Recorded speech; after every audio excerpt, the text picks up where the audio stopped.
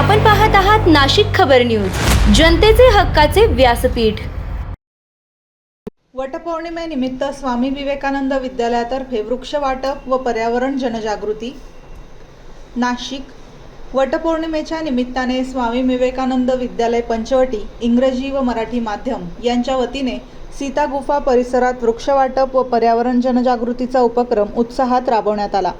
राष्ट्रीय हरित सेना योजनेअंतर्गत आयोजित या उपक्रमात विद्यार्थ्यांनी वटपूजनासाठी आलेल्या महिला तसेच पर्यटकांना वटवृक्षासह विविध देशी व वन्य प्रजातींच्या वृक्षांचे मोफत वाटप केले। यावेळी विद्यार्थ्यांनी बेटी बचाओ बेटी पढाओ, पाणी अडवा पाणी जिरवा, झाडे लावा झाडे जगवा, इंधन बचत करा तसेच सौर ऊर्जा प्रणालीचा वापर वाढवा अशा घोषणांद्वारे पर्यावरण संवर्धन व सामाजिक विषयांवर जनजागृती केली। वृक्ष संवर्धन, जलसंधारण आणि पर्यावरण संरक्षणाचा संदेश नागरिकांपर्यंत प्रभावीपणे पोहोचवण्यात आला। राष्ट्रीय हरित सेनेचे समन्वयक प्रदीपसिंग पाटील यांनी उपस्थितांना पर्यावरण संरक्षणासाठी प्रत्येकाने पुढाकार घेण्याचे आवाहन केले।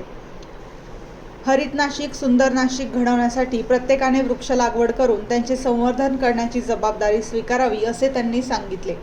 या उपक्रमाला मुख्याध्यापिका शुभदा टकले, पर्यवेक्षिका रुपाली कासार, संदीप जोपळे, मिनल लोखंडे, शिक्षक, विद्यार्थी, विद्यार्थिनी तसेच नागरिक मोठ्या संख्येने उपस्थित होते।